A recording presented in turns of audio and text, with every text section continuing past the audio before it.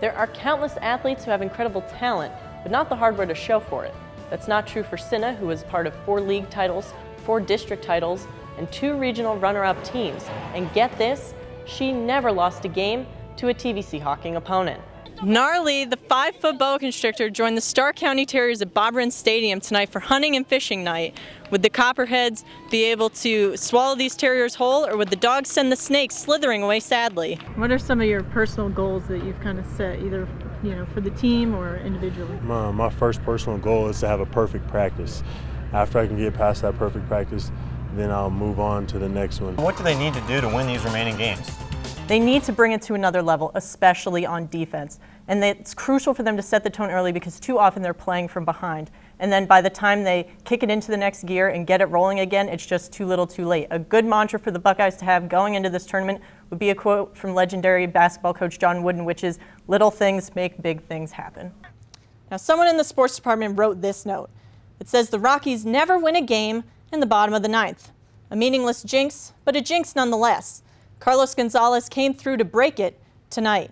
But first, the ageless Todd Helton protects his house with this jack. Rockies up 2-0. Now it's time for the defense to shine. 6th inning, Troy Tulowitzki makes an incredible barehanded play to keep the Rocks' 2-1 lead alive. Tied in the 9th, man on second, and the Braves walk Ty Wigginton on purpose to get to Carlos Gonzalez. That is a bad idea, boys. Line drive, base hit, Dexter around third, and the Rockies are going to win. Rockies get the 3-2 win and reverse the curse from our sports room. I guess we don't need this anymore. 100 years, 10 miles, 2 teams, 1 rivalry. Jackson Wellston. Because the kids need to understand, they're not just playing for themselves or playing for the school now, they're playing for history. The saga began in 1908 as a conference matchup between 2 SCOAL teams. But with city limits as their only separation, the roots of a rivalry were embedded. And those roots still run deep. The community's nuts. This is crazy for both schools and both towns. With us being less than 7 miles apart from each other, a lot of people work together, they're friends with each other, and they go to church together. This is talked about, like I said, all year round. Both teams had decades of dominance, but Jackson has the edge in recent history. They've lost only 4 games since 1968, and none in the past 19 years.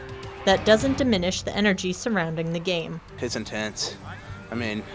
First game of the year, it really sets the tone for the season. It's always a fun game to play. A lot of trash talking and everything. The Golden Rockets haven't beaten the Iron Men here since 1988. They think this year will be different. They've supposedly have the upper hand because they've got, the streak on their hands, but in my eyes, they have more to lose than we've got. We would much rather be the first team to break the streak than they would be the first team to lose. Wellston alum and head coach Chris Hutchinson says that while it's the team's 97th meeting, it is unlike the rest. These 2 teams have never played. This Wellston team, this Jackson team have never played before. So we just got to go and execute our game plan and come away with the victory. A new season brings a new chance to become legendary. The best way is to beat the rival. For Gridiron Glory, I'm Maddie Kuhn. Cinna was just a gym rat. She come in here and from day one, she just wanted to make sure she could be in here longer than anybody else and on the weekends and all summer long. Cinna's a hard worker. She's always been determined. This is how Cinna King beat the odds. King grew up in Waterford, a rural town in southeastern Ohio. Now she plays for the University of Akron in a city of about 200,000 on a full athletic scholarship. Not only does she play, she makes a difference as a sophomore. The 6-foot forward is 5th in the Mid-American Conference in field goal percentage and ranks in the top 20 in points and rebounds per game. I want to be like my sister, then I want to be better than my sister, and I love to be competitive, and I just think that to be competitive, you need to be in the gym. You never knew where she was going to be with the ball in her hand. She was on the outside court or at her home or wherever she could find a hoop, that's where she was. It was a rule. In the summertime she had to take 100 shots a day. That work has translated to unprecedented success for one of Waterford's finest. King holds multiple records for the Wildcats, marks that astonish and amaze. She is the all-time leading scorer in a career and a season. She doubled the record for free throws and stole the most passes in school history. There are countless athletes who have incredible talent, but not the hardware to show for it. That's not true for Cinna, who was part of 4 league titles, 4 district titles, and 2 regional runner-up teams. And get this, She never lost a game to a TVC Hawking opponent.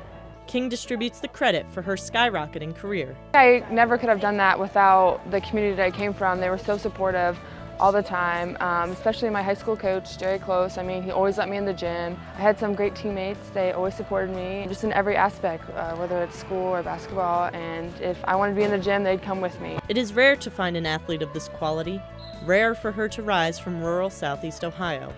But Senna King is living proof, living and thriving in the sport she was born to play.